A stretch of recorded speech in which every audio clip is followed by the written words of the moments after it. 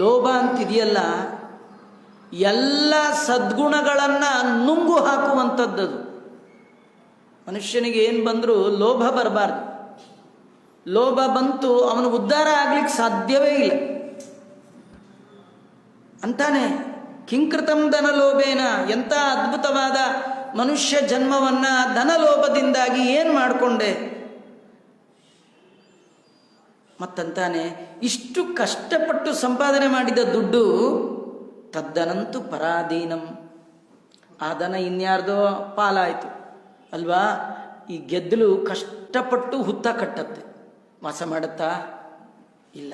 ಕಡೆಗೆ ಯಾರು ಬರ್ತಾರಲ್ಲಿ? ಟೆನೆಂಟು, ಹಾವು ಮಹಾರಾಜರು ಬಾಡಿಗೆ ಕೊಡ್ತಾರ, ಕಟ್ಟಿದ ಗೆದ್ದಲನ್ನೇ ತಿಂದು ಹಾಕ್ಬಿಡ್ತಾರೆ ಬೇಕಾದ್ರೆ. ಹಿಂಗಿರ್ತಕ್ಕಂಥದ್ದು. ತದ್ದನಂತು ಪರಾಧೀನಂ ಚಿರಕಾಲಾರ್ಜಿತಂ ಮಯಾ, ತುಂಬ ಕಾಲ, ಬಹಳ ದಿನಗಳಿಂದ ಕಷ್ಟಪಟ್ಟು ಸಂಪಾದನೆ ಮಾಡಿದ್ದನ್ನು ಒಂದೇ ಕ್ಷಣಕ್ಕದು ಪರಾಧೀನ ಆಗೋಯ್ತು. ಯಾವಾಗಲೂ ದುಡ್ಡು ನಮ್ಮ ಕೈಲಿರುವಾಗ ದಾನ ಮಾಡಬೇಕ್ರಿ. ನಾವದು ಇನ್ಯಾರ ಕೈಲೋ ಕೊಟ್ಟು ಬ್ಯಾಂಕಲ್ಲಿ ಇಟ್ಟಿದ್ದೀವಿ ಆಚಾರ, ಬಡ್ಡಿಲೇನೋ ದಾನ, ಬ್ಯಾಂಕಿಗೆ ಗೋವಿಂದ ಆಗ್ಬಿಟ್ರೆ. ಈಗೆಲ್ಲ ನಾವು ನೋಡ್ತಾ ಇದ್ದೀರಲ್ಲ, ಕಾಲೋನಿಗೆಲ್ಲ ಪರಿಚಯ, ಲಕ್ಷಾಂತರ ರೂಪಾಯಿ, ಕೋಟ್ಯಾಂತರ ರೂಪಾಯಿ ಜನ ಕಳ್ಕೊಂಡ್ಬಿಟ್ರು. ಏನು ಮಾಡ್ತೀವಿ? ದಾನ ನಮ್ಮ ಕೈಯಲ್ಲಿರಬೇಕು, ಮಾಡಬೇಕು. ನೋಡಿ, 3 ಅನಿಶ್ಚಿತವಾದದ್ದು, ಪರ್ಮನೆಂಟ್ ಅಲ್ಲ. ಯಾವುದು ಗೊತ್ತಾ? ದಾನ ಕೊಡೋ ಬುದ್ಧಿ, ದಾನ ಕೊಡುವ ಐಟಮ್, ತಗೊಳ್ಳುವ ಸದ್ವ್ಯಕ್ತಿ, ಸದ್ಬ್ರಾಹ್ಮಣ. ಈ 3 ಅನಿಶ್ಚಿತ. ಸಿಕ್ಕಂಗೆ ಮಾಡಿಬಿಡ್ಬೇಕಷ್ಟೆ. ಆಚಾರ್ಯ ಈ ವರ್ಷ ಬಿಟ್ಬಿಡಿ ಆಚಾರ್ಯ, ಅಧಿಕ ಮಾಸ ಈ ವರ್ಷ ಬಿಟ್ಬಿಡಿ, ಮುಂದಿನ ವರ್ಷ ಮುಂದಿನ ಸತಿ ಬರುತ್ತಲ್ಲ ಆಚಾರ್ಯ ನೀವು ಮರಿಬೇಡಿ, ಬರ್ಬೇಕು ನಮ್ಮ ಮನೆಗೆ ಮುಂದಿನ ಸತಿ. ಅಯ್ಯೋ ನೀನಿರಬೇಕು, ನಾನಿರಬೇಕು. ದುಡ್ಡು ಸಂಪಾದನೆ ದೊಡ್ಡದು ಅಂದ್ಕೊಂಡು ಎಷ್ಟೋ ಸತ್ಕರ್ಮಗಳನ್ನು ಬಿಟ್ಟು ಬಿಟ್ಟು ಬಿಟ್ಟು ಹೋಗಿರ್ತೀವಿ. ಸ್ನಾನ ಮಾಡೋಲ್ಲ ಸರಿ ಟೈಮ್ಗೆ, ಸಂಧ್ಯಾ ವಂದನೆ ಮಾಡೋಲ್ಲ, ದೇವರ ಪೂಜೆ ಮಾಡೋಲ್ಲ. ಬೆಳಗ್ಗೆ 6ಕ್ಕೆ ಕ್ಯಾಬ್ ಬರುತ್ತೆ ಆಚಾರ್ಯ. ಚೆನ್ನಾಗಿರೋದಕ್ಕೆ ಕ್ಯಾಬಲ್ಲಿ ಹೊರಟೋಗ್ಬಿಟ್ರಿ, ಚೆನ್ನಾಗಿರೋ ಕಾಲದಲ್ಲಿ ದೇವ್ರ ಪೂಜೆ ಬಿಟ್ರಿ. ರಿಟೈರ್ ಆದಮೇಲೆ ಮಾಡೋಣ ಅಂದರೆ ಕೈಕಾಲು ನಿಮ್ಮ ಹತ್ರ ಇಲ್ಲ. ಬರೋ ದುಡ್ಡು ರಿಟೈರ್ ಆಗಿ ಎಲ್ಲೋ ಇಟ್ಟರೆ ಆ ದುಡ್ಡು ಗೋವಿಂದ, ಶಕ್ತಿಯೂ ಗೋವಿಂದ. ಈಗೇನು ಮಾಡ್ತೀರಿ? ಇನ್ನು ಕೆಲವರು ಹೆಚ್ಚು ದುಡ್ದು ಹೆಚ್ಚು ಸಂಪಾದನೆ ಮಾಡಿ ಮುಂದೆ ಚೆನ್ನಾಗಿರಬೇಕು ಅಂತ ಏನೋ ಕನಸಿನ ಸ್ವಪ್ನಗಳನ್ನೆಲ್ಲ ಕಟ್ಕೊಂಡಿರ್ತಾರೆ ಪಾಪ. ಇನ್ನೇನು ರಿಟೈರ್ ಆಗ್ತಾನೆ, ದುಡ್ಡು ಬರುತ್ತೆ ಅನ್ನೋ ಕಾಲಕ್ಕೆ ಡಾಕ್ಟ್ರ್ ಹೇಳ್ತಾರೆ ನಿಮ್ಗೆ ಹಾರ್ಟಲ್ಲಿ 2 ಹೋಲ್ ಆಗಿದೆ ಅಂತ. ಆ ರಿಟೈರ್ ಆಗಿ ಎಷ್ಟು ದುಡ್ಡು ಬರುತ್ತೋ ಅಷ್ಟನ್ನು ಕೊಟ್ಟರೂ ಸಾಲಲ್ಲ. ಇಷ್ಟೆಲ್ಲ ವ್ಯವಸ್ಥೆ ಆಗುತ್ತಲ್ಲ. ಎಷ್ಟು ಕಷ್ಟಪಟ್ಟಿರ್ತೀರಿ, ಎಷ್ಟು 30, 35, 40 ವರ್ಷಗಳ ಕಷ್ಟಪಟ್ಟು ಸಂಪಾದನೆ ಮಾಡಿದ್ದನ್ನು ಕಳಿಬೇಕು ಅಂತ ದೇವರಿಗೆ ಅನಿಸಿದ್ರೆ 1 ಸೆಕೆಂಡಲ್ಲಿ ಕಳೆದಾಗ್ತದೆ. ಯಾಕಂದರೆ ಕೊಡುವವನು ಅವನೇ, ಕೊಂಬುವನು ಅವನೇ ಅಲ್ವಾ. ಅವನು ಕಿತ್ಕೋಬೇಕು ಅಂತ ಮನಸ್ಸು ಮಾಡಿದ್ರೆ ನೀವು 2 ಕೈಯಲ್ಲಿ ಎಷ್ಟು ಹಿಡ್ಕೋತೀರಿ? ಅವನು 1000 ಕೈಯಿಂದ ಕಿತ್ಕೊಳ್ತಾನ್ರಿ. ಕೊಡಬೇಕು ಅಂತ ಅವನು ಮನಸ್ಸು ಮಾಡಿದ್ರೆ 1000 ಕೈಯಲ್ಲಿ ಕೊಡ್ತಾನೆ. ಅದರಿಂದ ನಾನು ಸಂಪಾದನೆ ಮಾಡ್ತೀನಿ, ನಾನು ದುಡ್ದಿಟ್ಬಿಡ್ತೀನಿ, ಅಲ್ಲಷ್ಟು ಇಟ್ಬಿಡ್ತೀನಿ, ಇಲ್ಲಷ್ಟು ಯಾವ ಕಾರ್ಯಕ್ರಮ ಇಟ್ಕೊಳ್ಬೇಡಿ. ಮಾಡೋ ಕರ್ಮ ಮಾಡಿರಿ, ದೇವರ ಪೂಜೆ ಮಾಡಿ, ಸ್ನಾನ ಮಾಡಿ, ಪ್ರವಚನಕ್ಕೆ ಬನ್ನಿ. ಕೆಲಸಕ್ಕೆ ಹೋಗದೇ ಇರಬೇಡಿ, ಕೆಲಸಕ್ಕೂ ಹೋಗಿ ಸಂಪಾದನೆ ಮಾಡಿ. ಆದರೆ ಇದನ್ನು ಬಿಟ್ಟು ಅದಕ್ಕೆ ಹೋಗಬೇಡಿ. ಅವನು ಕೇವಲ ದುಡ್ಡಿಗಾಗಿ ಎಲ್ಲವನ್ನೂ ಬಿಟ್ಟವನ ಕಥೆಯನ್ನು ಇಲ್ಲಿ ಹೇಳ್ತಾ ಇದೆ. ಕಿಂಕರೋಮಿ ಪರಾಧೀನ ಕಾಲ ಪಾಶೋ ವೃತೋದುನಾ. ಈಗ ಕುತ್ತಿಗೆಗೆ ಹಗ್ಗ ಬಿದ್ದಿದೆ, ನಾನು ಮರಳಿ ಆ ದೇಹದ ಒಳಗೆ ಸೇರಿಕೊಂಡು ಈಗ ಬುದ್ಧಿ ಬಂದಿದೆ, ಸಾಧನೆ ಮಾಡ್ತೀನಿ, ಟೈಮ್ ಪ್ಲೀಸ್ ಅಂದರೆ ಬಿಡ್ತಾರ ಅವರು?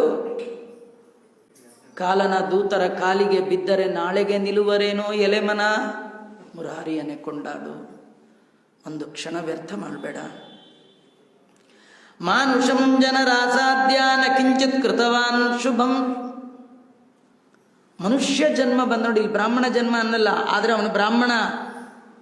ಅದಕ್ಕೆ ಪುರಂದರದಾಸರು ಬ್ರಾಹ್ಮಣ ಜನ್ಮ ದೊಡ್ಡದು ಅನ್ಲಿಲ್ಲ, ಮಾನವ ಜನ್ಮ ದೊಡ್ಡದು. ಈಗ ಅವನು ಜ್ಞಾಪಿಸ್ಕೊಳ್ತಾನೆ, ಬ್ರಾಹ್ಮಣ ದಾರಿಲಿ ಹೋಗುವಾಗ ಹೀಗೆ ಅನ್ಕೊಳ್ಳಿಲ್ಲ, ಎಂಥ ಬ್ರಾಹ್ಮಣ ಜನ್ಮ ಅನ್ಲಿಲ್ಲ, ಅದಕ್ಕೆ ಬೇಕಿಲ್ಲ, ಸಾಧನೆ ಮಾಡಲಿಕ್ಕೆ ಮನುಷ್ಯ ಜನ್ಮ ಸಾಕು. ಈ ವ್ರತ ಅಧಿಕ ಮಾಸ, ಏಕಾದಶಿ, ಚಾತುರ್ಮಾಸ್ಯ ಇದು ಬ್ರಾಹ್ಮಣರಿಗಲ್ಲ ರೀ, ಎಲ್ಲ ಮನುಷ್ಯ ಮಾತ್ರದವರು ಅವಶ್ಯವಾಗಿ ಭಗವಂತನ ಪ್ರೀತಿಗಾಗಿ, ದೇವರು ಕೊಟ್ಟ ದೇಹದ ಸಾಧನೆಗಾಗಿ ಇದನ್ನು ಮಾಡಬೇಕು. ಮಾನುಷಂ ಜನರ ಸಾಧ್ಯ ನ ಕಿಂಚಿತ್ ಕೃತವಾನ್ ಶುಭಂ. ಒಂದು ಸ್ವಲ್ಪ ಒಳ್ಳೆ ಕೆಲಸ, ಕಿಂಚಿತ್ ಅಂತ ಸ್ವಲ್ಪನೂ ಮಾಡಿ, ಅದೇ ಸ್ವಲ್ಪಮಪ್ಯಸ್ಯ ಧರ್ಮಸ್ಯ, ಸ್ವಲ್ಪ ಧರ್ಮದ ಕಾರ್ಯ ಮಾಡಿದ್ರು ಇಂಥ ದೊಡ್ಡ ಭಯದಿಂದ ನಾನು ಪಾರಾಗಬಹುದಿತ್ತು, ಒಂದು ಮಾಡಲೇ ಇಲ್ಲ. ಅಲ್ಲ ಏನು ಮಾಡಬೇಕಿತ್ತು ನೋಡಿ, ಎಷ್ಟು ಚೆನ್ನಾಗಿ ಹೇಳ್ತಾನೆ. ಇದೆಲ್ಲ ನಮಗೆ ನ ದತ್ತಂ ನ ಹುತಂ ವನ್ನೌ ನ ತಪ್ತಂ ಹಿಮಗಕ್ವರೆ ನ ಗಂಗಾಂ ಸೇವಿತಂ ತೋಯಂ ಮಾಗೆ ಮಕರ ಗೌರವೌ ಉಪವಾಸತ್ರಯಚ್ಚಾಂತೇನ ಕೃತಂ ಪುರುಷೋತ್ತಮೇನ ಕೃತಂ ಕಾರ್ತಿಕೇ ಪ್ರಾತಃ ಸ್ನಾನಂ ಸತಾರಕಾಗಣಂ ನ ಪುಷ್ಪಶ್ಚ ಮಯಾ ದೇಹೋ ಮಾನುಷ ಪುರುಷಾರ್ಥದ ಅಹೋ ಮೇ ಸಂಚಿತಂ ದ್ರವ್ಯಂ ಸ್ಥಿತಂ ಭೂಮೌ ನಿರರ್ಥಕಂ. ಯಾರಿಗೂ ಏನು ದಾನ ಮಾಡಲೇ ಇಲ್ಲ. ನ ಹುತಂ ಎಂದು ಹೋಮ ಮಾಡಿ, ದಿನ ಮಾಡ್ಬೇಕ್ರಿ ಹೋಮ. ದಿನ ಏನು ಹೋಮ ಮಾಡ್ಬೇಕಾಚಾರ? ಹೋಮನ ಅಲ್ಲ, ಅಗ್ನಿ. ಅಲ್ಲಿ ವೈಶ್ವದೇವ ಹೋಮ ಮಾಡಿದ್ರೆ ಸಾಕು. ಅಲ್ಲಿ ಎಲ್ಲ ದೇವತೆಗಳಿಗೆ ಆಹುತಿ ಕೊಟ್ಟು ಭೂಸ್ವಾಹ ಅಗ್ನಿಯ ನಿರುದ್ಧ, ಇದನ್ನು ಭೂಸ್ವಾಹ ಸುವಸ್ವಾಹ ಭೂರ್ಭೂಸ್ವ ವ್ಯಾಹೃತಿ ಹೋಮದಿಂದ ಮಾಡಿದ್ರೆ ಎಲ್ಲ ದೇವತೆಗಳಿಗೂ ತಲುಪತ್ತಂತೆ. ಒಂದು ಸಣ್ಣದು ಮನೇಲೇ ಮಾಡ್ಬೋದು, ಈಸಿ. ಮಾಡಲೇ ಇಲ್ಲ. ನ ದತ್ತಂ, ನಿತ್ಯ ದಾನ ಮಾಡ್ಬೇಕಂತ. ನಿತ್ಯ ದಾನ ಏನು ಮಾಡದೇ ಇರಬೇಡ. ಚಿತ್ರಗುಪ್ತರಿಗೆ ಅನ್ನದಾನ ಮಾಡಿದ್ರೆ ಸಾಕು. ಚಿತ್ರಾಯ ನಮಃ, ಚಿತ್ರಗುಪ್ತಾಯ ಸ್ವಾಹ, ಯಮಾಯ ಸ್ವಾಹ ಸ್ವಹ. ಅವ್ರಿಗೆ ತ್ಯಾಗ ಮಾಡಬೇಕು, ಇದನ್ನು ನಮಮ ಕೊಡಬೇಕು ಅವರಿಗೆ. ಚಿತ್ರಾಹುತಿ ಆಹುತಿ ಅದು ಕೊಡಬೇಕು, ಅದನ್ನು ಮಾಡಲಿಲ್ಲ. ಎಲ್ಲಿ ಮಾಡೋದು ಆಚಾರ್ಯ? ಟೇಬಲ್ ಮೇಲೆ ಕೂತಿರ್ತೀವಿ, ಅಲ್ಲೆಲ್ಲಿ ಇಡೋದು? ಟೇಬಲ್ ಮೇಲೆ ಯಾಕೆ ಕೂತ್ರಿ? ಕೆಳಗೆ ಕೂತ್ಕೋಬೇಕು. ನೀವು ಒಂದ್ಸತಿ ಕೈಕಾಲು ಚೆನ್ನಾಗಿದ್ದಾಗ ಟೇಬಲ್ ಅಭ್ಯಾಸ ಮಾಡಿದ್ರೆ ಅದು ಪರ್ಮನೆಂಟ್ ಆಗುತ್ತೆ. ನಿಮ್ಮ ತಾತ ನಮ್ಮ ತಾತ ಟೇಬಲ್ ನೋಡಲೇ ಇಲ್ಲ, ಅದಕ್ಕೆ ಅವ್ರಿಗೆ ಸ್ಟ್ರೆಚರ್ ಬರಲೇ ಇಲ್ಲ ಕರ್ಕೊಂಡು ಹೋಗ್ಲಿಕ್ಕೆ. ನಾವು ಬರೀ ಟೇಬಲ್ ಮೇಲೆ ಬದುಕಿದ್ದವರಾದ ಕಾರಣ ಯಾವಾಗಲೂ ಅಲ್ಲೇ ಇರ್ತೀವಿ. ನದತ್ತಂ ನಹುತಂ ವನ್ನೌ, ತಪಸ್ ಮಾಡಬೇಕಂತೆ. ಎಲ್ಲಿ ತಪಸ್ಸು? ಹಿಮಗಕ್ವರೆ, ಹಿಮದ ಮಧ್ಯದಲ್ಲಿ ಕೂತು ತಪಸ್ಸು ಮಾಡ್ಬೇಕು. ಹಿಮ ಬೇಡ ರೀ. ಮಳೆ ಬರ್ತಿದ್ರು ಪರವಾಗಿಲ್ಲ, ಧನುರ್ಮಾಸ ಬೆಳಗ್ಗೆ ಸ್ನಾನ ಮಾಡ್ತೀನಿ, ಮಳೆ ಬರ್ತಿದ್ರು ಪರವಾಗಿಲ್ಲ, ಕಾರ್ತಿಕ್ ಮಾಸ ಬೆಳಗ್ಗೆ ಮಾಡ್ತೀನಿ ಅಂತ ಮಾಡಿ ನೀವು ಒಂದ್ಸತಿ ಪ್ರಕೃತಿಗೆ ಸರಿಯಾಗಿ ಅಡ್ಜಸ್ಟ್ ಆಗಿ ಹೋಗ್ಬಿಡಿ, ರೋಗ ರುಜಿನ ಬರಲ್ಲ. ನಾವು ಪ್ರಕೃತಿಗೆ ವಿರುದ್ಧವಾಗಿ ಹೋಗಿದ್ದಕ್ಕೆ ಎಲ್ಲ ರೋಗಗಳು ನಮ್ಗೆ ಇವತ್ತು ಬರ್ತಾ ಇರೋದು. ನೋಡಿ, ನೀವು ಸ್ವಲ್ಪ ಒಂದು ಯೋಚನೆ ಮಾಡಬೇಕಾದ್ದು. ಎಮ್ಮೆ ಎಂದು ತಲೆನೋವು ಅಂತ ಡಾಕ್ಟರ್ ಹತ್ರ ಹೋಗಿದ್ದೇ ಇಲ್ಲ, ನೆಗಡಿ ಅಂತ ಇದ್ದದ್ದೇ ಇಲ್ಲ, ಕೆಮ್ಮಿದ್ದು ಅಂತ ಕೇಳೇ ಇಲ್ಲ. ಯಾಕೆ ಗೊತ್ತಾ? ಅದು ಮಳೆ ಬಂದರೆ ಛತ್ರಿ ಹಿಡಿಯಲ್ಲ. ಮಳೆ ಬಂದರೆ ಎಮ್ಮೆ ಹಾಗೇ ನೆನೆಯುತ್ತೆ, ಬಿಸಿಲು ಬಂದರೆ ಹಾಗೇ ಇರುತ್ತೆ. ಪ್ರಕೃತಿಯ ಎಲ್ಲವನ್ನೂ ಸಹನೆ ಮಾಡುತ್ತಾದ ಕಾರಣ ಪ್ರಕೃತಿ ಕೂಡ ಅದಕ್ಕೆ ಬದುಕಲಿಕ್ಕೆ ಏನು ಬೇಕೋ ಅದನ್ನು ಒಳಗಿಂದಲೇ ಕೊಟ್ಟು ಬಿಡುತ್ತೆ. ಇದೇ ವಿಶೇಷ. ಇವತ್ತು ನಾವೆಲ್ಲ ಪ್ರಕೃತಿಗೆ ವಿರುದ್ಧ ವಿರುದ್ಧ ವಿರುದ್ಧ ವಿರುದ್ಧ. ಹಾಗಾಗಿ ಎಲ್ಲವನ್ನು ನಾವು ಹೊಸದಾಗಿ ಹೊರಗಿಂದಲೇ ಹಾಕ್ಕೊಳ್ಬೇಕು. ನಮಗೆ ಒಳಗೆ ಯಾವುದೂ ಇಲ್ಲೇ ಇಲ್ಲ. ರೋಗ ನಿರೋಧಕ ಸಾಮರ್ಥ್ಯ ಏನಿಲ್ಲ, ಹೊರಗಿನ ತಂದು ಹಾಕ್ಕೊಂಡ್ರು ಉಂಟು, ಇಲ್ಲದೇ ಇಲ್ಲ. ನಮ್ಮ ಹಿಂದಿನವರಿಗೆಲ್ಲ ಯಾಕೆ ಈ ಪ್ರಾಬ್ಲಮ್ ಇಲ್ಲ ಅಂದರೆ ಅವರೆಲ್ಲ ಹಾಗೆ. ಅಷ್ಟೇ ಇಲ್ಲ, ಇದು ಬರೀ ಏನೋ ಮಾತಲ್ಲ. ನೋಡಿ, ವಸುದೇವ ದೇವಕಿಯರಿಗೆ ಕೃಷ್ಣ ಪ್ರತ್ಯಕ್ಷ ಆದ. ಪ್ರತ್ಯಕ್ಷ ಆದಾಗ ಕೃಷ್ಣ ವಸುದೇವನಿಗೆ ಹೇಳ್ತಾನೆ, ನೋಡು, ನೀನು ಹಿಂದೆ ಸುತಪ ಅಂತ ನಿನ್ನ ಹೆಸರು, ಬ್ರಹ್ಮದೇವರ ಮಕ್ಕಳು. ಈ ನಿನ್ನ ಹೆಂಡತಿ ಪೃಷ್ಣಿ ಅಂತ ಇವಳ ಹೆಸರಿತ್ತು. ನೀವಿಬ್ಬರೂ ನನ್ನ ಪ್ರೀತ್ಯರ್ಥವಾಗಿ 1000 ವರ್ಷಗಳಷ್ಟು ಕಾಲ ತಪಸ್ಸು ಮಾಡಿದ್ರಿ. ಎಂಥ ತಪಸ್ಸು ಅಂತ ಹೇಳುವಾಗ ಕೃಷ್ಣ ಹೇಳ್ತಾನೆ, ಭಗವಂತ, ಮಳೆಗಾಲದಲ್ಲಿ ಮಳೆಯ ಮಧ್ಯದಲ್ಲಿ ನಿಂತು ತಪಸ್ಸು ಮಾಡಿದ್ರಿ, ಬೇಸಿಗೆ ಕಾಲದಲ್ಲಿ ಅಗ್ನಿಯ ಮಧ್ಯೆ ನಿಂತ್ರಿ. ಅಂದರೆ ಪ್ರಕೃತಿಗೆ ವಿರುದ್ಧವಾಗಿ ಹೋಗಲಿಲ್ಲ. ಭಗವಂತ ಏನನ್ನು ಕೊಡ್ತಾನೋ ಅದನ್ನು ಹಾಗೆ ಒಪ್ಪಿಕೊಂಡ್ರಿ. ಅದಕ್ಕೆ ನಾನು ನಿಮಗೆ ಕಣ್ಣಿಗೆ ದರ್ಶನ ಕೊಟ್ಟಿದ್ದೇನೆ ಅಂತ. ದಾಸರಾಯರಂತಾರೆ, ಚಳಿ ಮಳೆ ಗಾಳಿಗಳ ನಿಂದಿಸದೆ ಅಂತ. ನಾವು ಮಳೆ ಬಂದರೂ ಬೈತೀವಿ, ಚಳಿ ಆದರೆ ಏನು ಚಳಿ ಆಚೆ ದರಿದ್ರ ಚಳಿ, ಏನು ದರಿದ್ರ ಮಳೆ, ಬೈತಾರೆ. ಬಿಸಿಲು ಬಂದರೆ ಬೈತಾರೆ, ಮಳೆ ಬಂದರೆ ಬೈತಾರೆ. ಹಾಗೆ ಕಾಲವನ್ನು ಬೈಯುವ ಹಾಗಿಲ್ಲ. ಮಳೆಗಾಲ, ಯಾಕಂದರೆ ಕಾಲ ಅಂದರೆ ಯಾರು? ಕಾಲಶ್ಚ ನಾರಾಯಣ. ಬೈದರೆ ಇನ್ನೊಬ್ಬ ಕಾಲ ಬರ್ತಾನೆ, ಕಾಲನ ದೂತರು. ಅವನಿಗೆ ಬೈದ್ರು ಹೊಟ್ಟೆ, ಬೈದಿದ್ರು ಹೇಳ್ಕೊಂಡು ಹೋಗ್ಬಿಡ್ತಾನೆ. ಅಷ್ಟೇ ಅಲ್ಲ, ನಗಂಗಾ ಸೇವಿತಂ, ಜೀವಮಾನದಲ್ಲಿ ಒಮ್ಮೆಯಾದರೂ 3 ರಾತ್ರಿ ಗಂಗಾ ನದಿ ತೀರದಲ್ಲಿ ಕಳಿಬೇಕಂತೆ.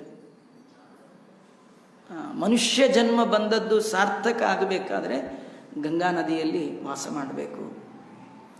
ಆಮೇಲೆ ಮಾಘ ಮಾಸದಲ್ಲಿ ಒಳ್ಳೆ ಸ್ನಾನ ಮಾಡಬೇಕಿತ್ತು. ಪುರುಷೋತ್ತಮ ಮಾಸ ಬಂದಾಗ ಉಪವಾಸ ತ್ರಯಂ, 3 ಉಪವಾಸ, ದಿನತ್ರಯ ಅಂದರೆ ದಶಮಿ 9, ಏಕಾದಶಿ 2 ಹೊತ್ತು, ದ್ವಾದಶಿ 9, ದಿನತ್ರಯ ವ್ರತ ಬಹಳ ಮುಖ್ಯವಾಗಿ. ಕಾರ್ತೀಕದಲ್ಲಿ ನಕೃತಂ ಕಾರ್ತಿಕೆ ಪ್ರಾತಃ ಸ್ನಾನಂ ಸತಾರಾಗಣಂ, ನಕ್ಷತ್ರ ಇರುವಾಗ ಮಾಡಬೇಕಂತೆ ಕಾರ್ತೀಕ ಮಾಸದಲ್ಲಿ. ಹೌದಾ ಆಚಾರ್ಯ ಅಂತ ಹೇಳಿ ರಾತ್ರಿ ಮರುವಾಗ ನಕ್ಷತ್ರ ಇರುತ್ತೆ ಅಂತ ಮಾಡೋದಲ್ಲ. ಕೆಲವು ನೀವು ಹೇಳಿದ್ರಿ ಬೆಳಗ್ಗೆ ಆಗುತ್ತೋ ಇಲ್ಲೋ ರಾತ್ರಿ ಮಾಡಿ ಮಲ್ಕೊಂಡ್ಬಿಡ್ತೀನಿ ಆಚಾರ್ಯ ಅಂತಂದ್ರೆ ಏನು ಮಾಡ್ತೀರಿ? ಹಂಗಲ್ಲ, ಬೆಳಗಿನ ಜಾವ ಮಾಡಬೇಕು. ಸೂರ್ಯೋದಯ ಆಗಬಾರ್ದು, ಅರುಣೋದಯನೂ ಆಗಬಾರ್ದು, ನಕ್ಷತ್ರಗಳು ಕಾಣ್ತಾ ಇರಬೇಕು. ಅಂತಹ ಕಾಲದಲ್ಲಿ ಸ್ನಾನ ಮಾಡಬೇಕಂತೆ. ನಿಮಗೆಲ್ಲ ನೆನಪಿರಬಹುದು, ನಿಮ್ಮ ತಾಯಿ, ನಮ್ಮ ತಾಯಿ, ನಿಮ್ಮ ತಾತ, ನಮ್ಮ ತಾತ ಎಲ್ಲ ಇದೆಲ್ಲ ಆಚರಣೆ ಮಾಡಿದ್ರು. ಕಾರ್ತಿಕ್ ಸ್ನಾನ ಅಂದರೆ ಹಳ್ಳಿ ಕಡೆ ಇದ್ದವ್ರು ಬಾವಿ ಹೋಗಿ ಸ್ನಾನ ಮಾಡಿ, ಅದೆಲ್ಲ ನಮ್ಗೆ ಇವತ್ತಿಗೂ ನೆನಪಿದೆ. ಆ ನೆನಪಲ್ಲೇ ಉಳಿಸ್ಕೊಂಡಿದ್ದೆ. ನಾವು ಮಾಡಿಲ್ಲ, ನಾವೇ ಮಾಡಲಿಲ್ಲ, ಇನ್ನು ನಮ್ಮ ಮಕ್ಕಳು ಯಾಕೆ ಮಾಡ್ತಾರ್ರಿ? ಮಾಡದೆ. ಆದರೆ ನಮಗೆ, ಮಕ್ಕಳಿಗೆ, ಮೊಮ್ಮಕ್ಕಳಿಗೆ, ಎಲ್ಲರಿಗೂ ಎಲ್ಲರಿಗೂ ಒಂದು ಕಾಮನ್ ಏನಂದರೆ ಮರಣ. ಅವಾಗ ನೆನಪು ಮಾಡ್ಕೊಳ್ತಾರೆ. ಮಾಡಿದವ್ರು ಉದ್ಧಾರ, ಇಲ್ಲದೆ ಇದ್ದವ್ರು ಇಲ್ಲ. ಅವನಂತಾನೆ ಏನು ಮಾಡದಿದ್ರು ಬೇಡ, ಪುರುಷಾರ್ಥಕ್ಕೆ ಕಾರಣವಾದ ಈ ದೇಹವನ್ನು ಕೂಡ ನಾನು ತುಂಬ ಸೊರಗಿಸಿಬಿಟ್ಟೆ. ದೇಹನ ಸುಮ್ಮನೆ ಉಪವಾಸ ಹಾಕಬಾರ್ದು. ದೇವರು ಕೊಟ್ಟಾಗ ಚೆನ್ನಾಗಿ ತಿಂದುಂಡು ಚೆನ್ನಾಗಿರಬೇಕು. ನಾನು ಅದೂ ಮಾಡಲಿಲ್ಲ. ಕೆಲವರು ಯಾರಿಗೂ ಕೊಡಲ್ಲ, ತಾವು ಮಾತ್ರ ಆಧಾರ ಮಾಡಿದ್ನ, ಅದೂ ಇಲ್ಲ.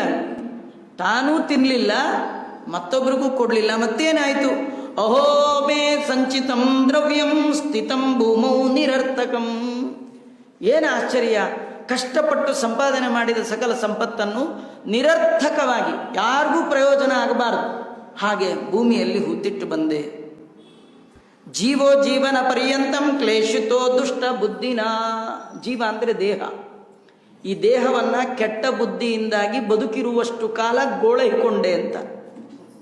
ದೇವರು ಕೊಟ್ಟ ದೇಹಕ್ಕೂ ಏನಿಲ್ಲ, ನನ್ನ ನಂಬದವ್ರಿಗೂ ಇಲ್ಲ, ನನಗೂ ಇಲ್ಲ. ಕದಾಚಿತ್ ಜಾಟರೋ ಬನ್ನಿ ನಾನೈ ನಿರ್ವಾಸಿತೋ ಮಯ.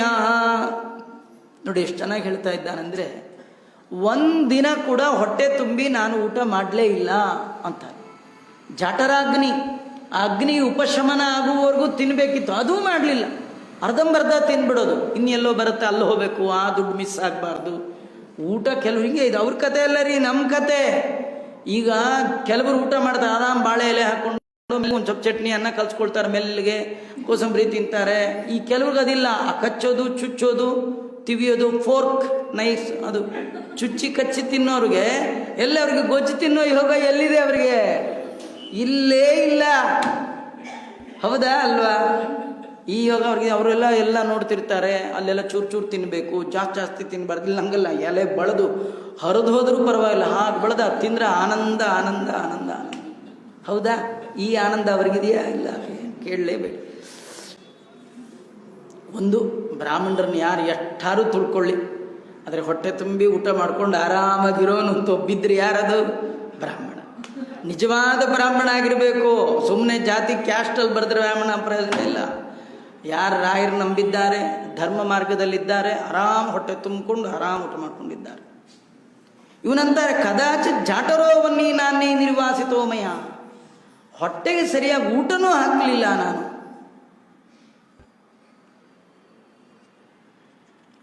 ಹಬ್ಬ ಹುಣ್ಣಿಮೆ ಇಂಥ ದಿವಸ ಕೂಡ ನಾಪಿ ಸದ್ವಾಸ ಸಚ್ಛನ್ನ.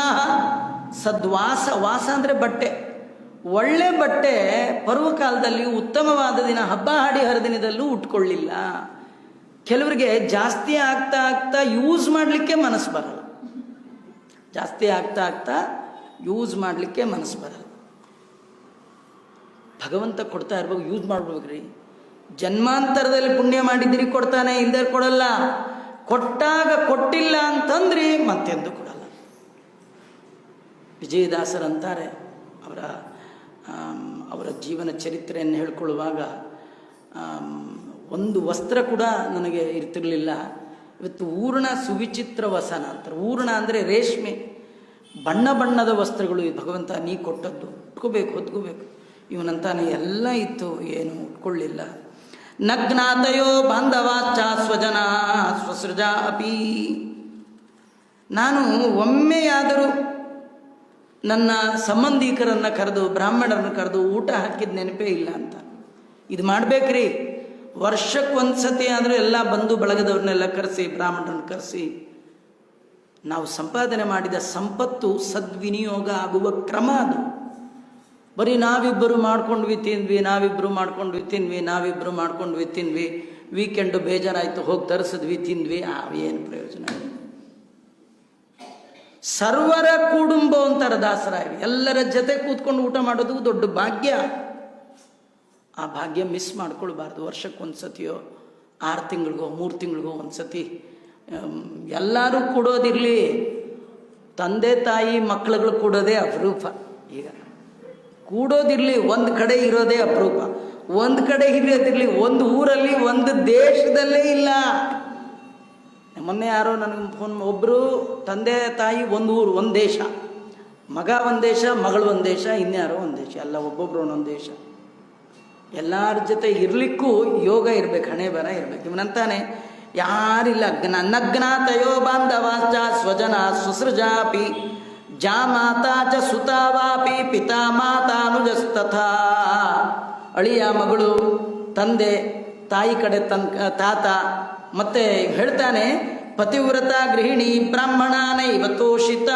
ನನ್ನ ಹೆಂಡತಿ ಪಾಪ ಎಷ್ಟು ನನ್ನ ಅನುಸರಿಸಿದ್ಲು, ಅವಳಿಗೆ ಒಂದಿನ ಸಂತೋಷ ಪಡಿಸ್ಲಿಲ್ಲ ಅಂತ. ಅದು ಒಂದು ದೇವರ ಪೂಜೆ. ಹೆಂಡತಿಗೆ ಕೇಳಿದ್ದನ್ನು ನಮ್ಮ ಯೋಗ್ಯತೆಗೆ ಅನುಗುಣವಾಗಿ ತಂದುಕೊಟ್ರೆ ಅದು ಕೂಡ ಒಂದು ಭಗವಂತನ ಪ್ರತಿಮೆ. ಭಗವಂತ ನೀನು ಪ್ರೀತನಾಗು, ಹೆಂಡಿರು ಮಕ್ಕಳು ನಿನ್ನ ತೊಂಡರೆಂಬರು. ನಾನು ಒಂದಿನ ಆ ಕೆಲಸ ಮಾಡಲೇ ಇಲ್ಲ ಅಂತ ದಾರಿಲಿ ಅಂದ್ಕೊಳ್ತಾನೆ. Just miss. ಏನು ಮಾನವ ಜನ್ಮ, ಮತ್ತೆ ಬರಲಿಕ್ಕೆ ಸಾಧ್ಯ ಇಲ್ಲ.